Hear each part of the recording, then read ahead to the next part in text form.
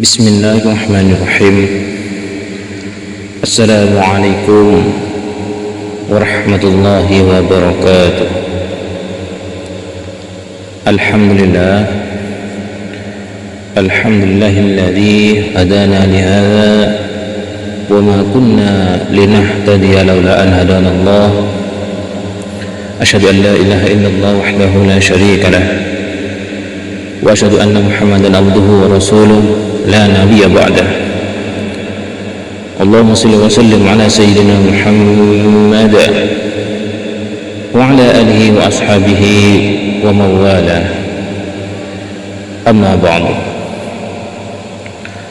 Saudaraku yang dimuliakan oleh Allah Subhanahu wa taala dimanapun berada, hari ini saya akan membahas tentang masih berhubungan dengan sholat juga, yaitu perintah menjaga sholat 5 waktu. Saudaraku, ketahuilah bahwa seorang muslim yang sejatinya adalah seorang yang sangat peduli kepada semua perintah agamanya, khususnya sholat, saudaraku. Karena sholat adalah tonggak Islam, pencegah dari segala dosa dan pemisah antara kafir dan Islam. Saudaraku, Allah menyuruh setiap muslim melakukan sholat fardu baik-baik, seperti yang disebutkan dalam firman Allah Subhanahu wa ta'ala berikut.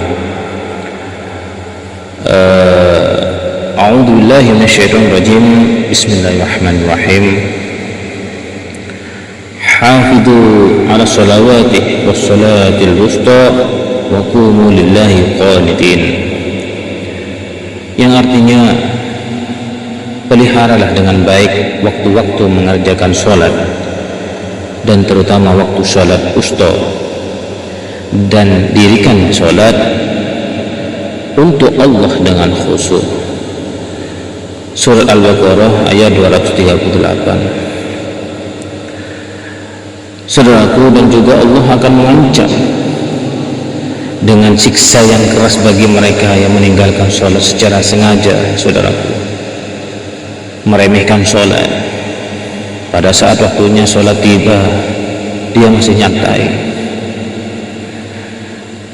Firman Allah Subhanahu wa ta'ala surat Al-Ma'un ayat 105.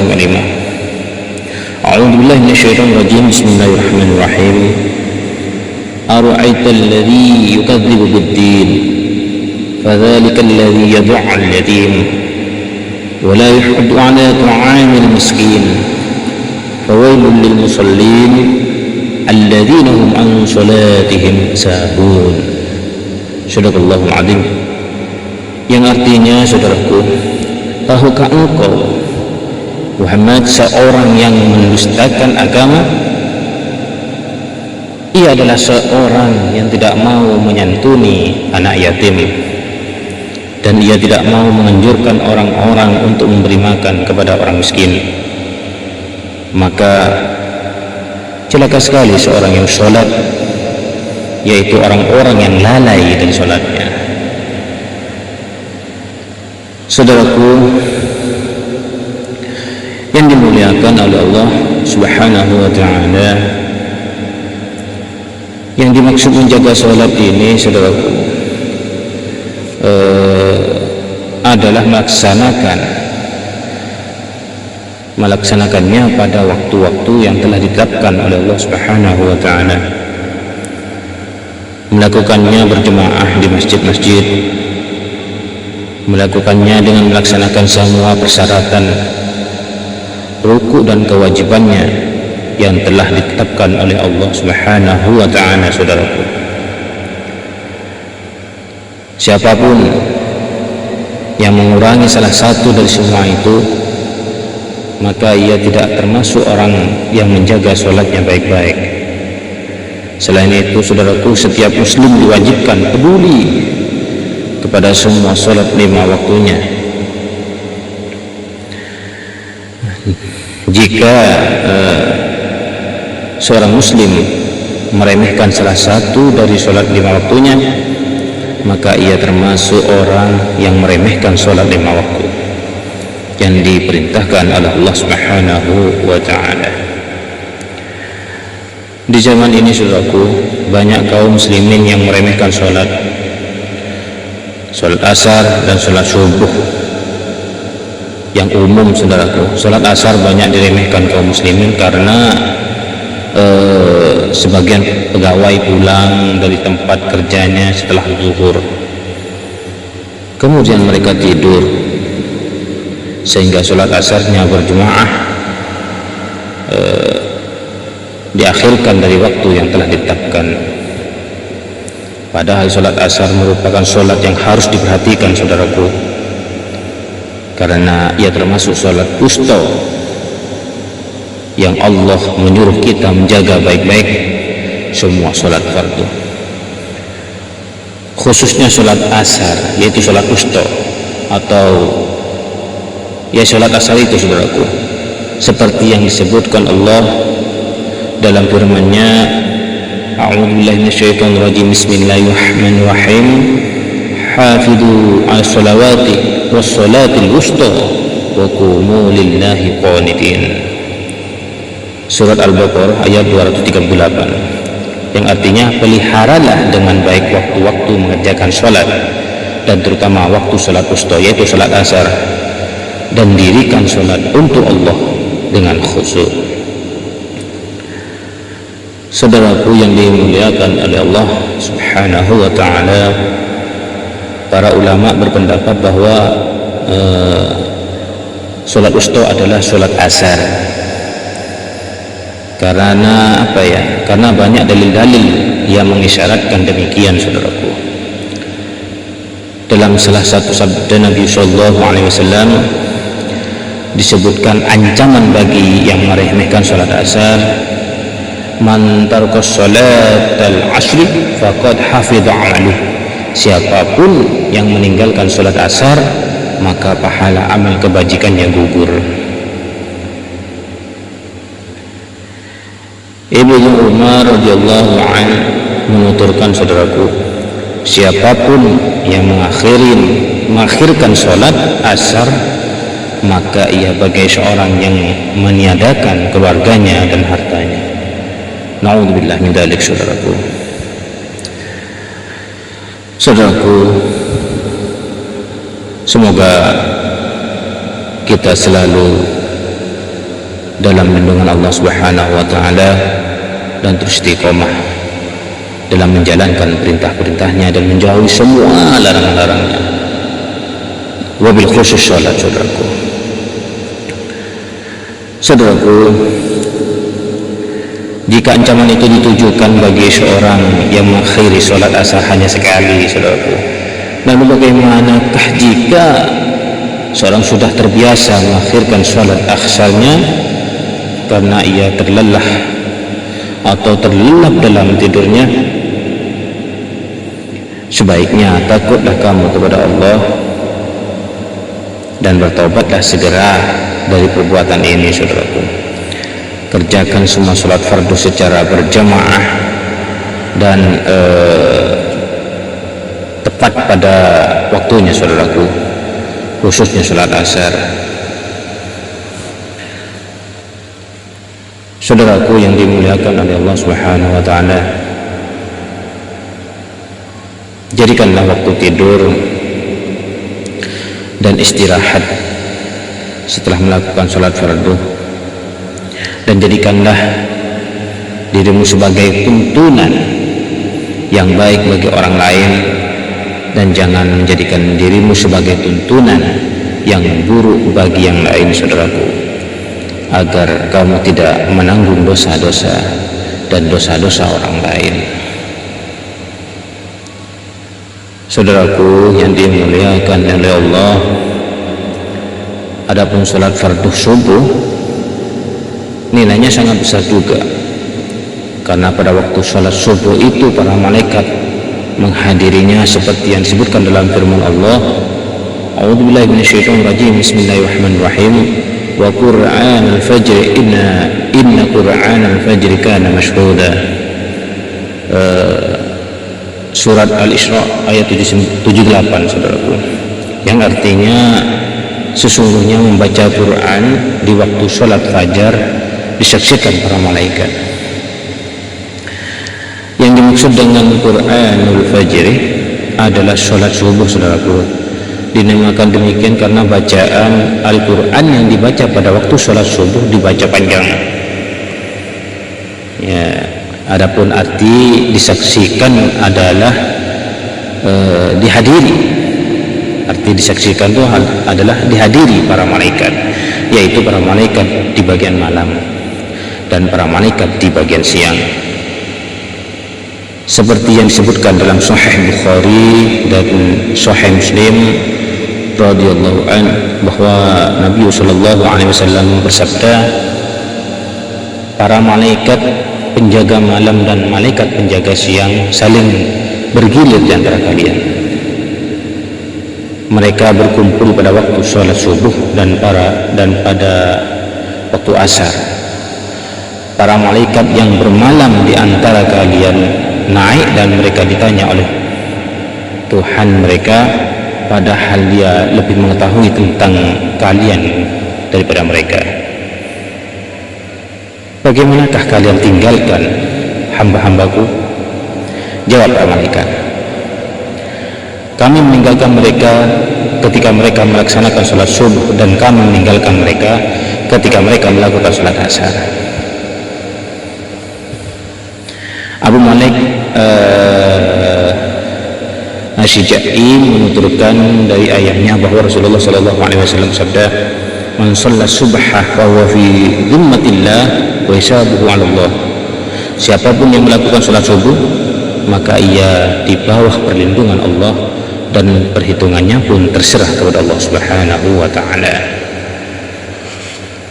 Saudaraku yang dimuliakan oleh Allah Subhanahu wa taala, meskipun keutamaannya sangat besar sekali, saudaraku, yang diberikan kepada seseorang yang melakukan sholat subuh berjemaah, dan ancaman pun juga sangat besar bagi yang meremehkannya, yaitu kebalikannya, saudaraku. Pahalanya besar dan ancamannya juga besar bagi yang meremehkannya, apalagi meninggalkannya. Tetapi masih banyak orang-orang yang tidak peduli pada sholat subuh berjemaah, saudaraku. Ada sebagian di antara mereka yang begadang malam karena menyaksikan suatu tontonan TV atau melihat yang tidak bermanfaat, berkumpul yang tidak bermanfaat, sehingga ia tertidur dari sholat subuh atau melakukannya di akhir waktunya, saudaraku. Maka pelakunya mendapat dua dosa, bukan dosa kecil tapi dosa besar, saudaraku. Yang pertama, dosa meninggalkan sholat subuh berjemaah. Yang kedua, melakukan sholat subuh di akhir waktunya. Sholat subuh tapi dilakukan di akhir waktunya, itu berarti meremehkan, gitu. Ditambah lagi, saudaraku, dengan dosa begadang malamnya di malam hari untuk menyaksikan berbagai film yang diharamkan melihatnya. Juga begadang bisa berakibat fatal jika kita tidak berhati-hati. Ngopi, kalau ngopi tidak masalah, saudaraku, ngumpul, tapi jangan berlebihan. Tapi yang jelas, orang yang ngumpul tidak bermanfaat, dikatakan tidak bermanfaat karena ngumpul itu yang jelas-jelas mesti ngerasain orang. Maka hendaknya, saudaraku, kita bertakwa kepada Allah dan jangan menjadikan diri kita sebagai orang-orang yang disebutkan dalam firman Allah, surat Maryam ini, saudaraku. A'udzu billahi minasyaitonir rajim. Bismillahirrahmanirrahim. Fakhalafa min ba'dihim khalfun adaa'us salata wattaba'u syahawati fasawfa yalqawna ghayya. Surat Maryam ayat 59, yang artinya maka datang setelah mereka orang-orang yang meninggalkan sholat dan mengikuti bujuk rayu syahwat, maka mereka akan mendapatkan kerugian yang luar biasa. Saudaraku yang dimuliakan oleh Allah Subhanahu wa ta'ala, di antara kesenangan yang menyebabkan meninggalkan sholat fardu adalah yang pertama, yaitu tadi begadang di malam hari untuk melihat berbagai program TV yang menyenangkan. Kemudian pelakunya tidur di akhir malam sampai ia tidak dapat melakukan sholat subuh berjemaah. Kebanyakan orang yang meninggalkan sholat subuh berjemaah pada hari Jumat, hari yang paling utama dalam seminggu, karena pada malam Jumat banyak orang-orang yang begadang di malam hari, karena malam itu adalah malam libur bagi mereka yang libur pada hari Jumat. Benar, banyak orang bilang malam Jumat malam barokah. Cuman kalau baca Quran berkumpul yang tidak manfaat, maka jadi dosa, jadi mudarat baginya. Saudaraku yang dimuliakan oleh Allah Subhanahu wa ta'ala,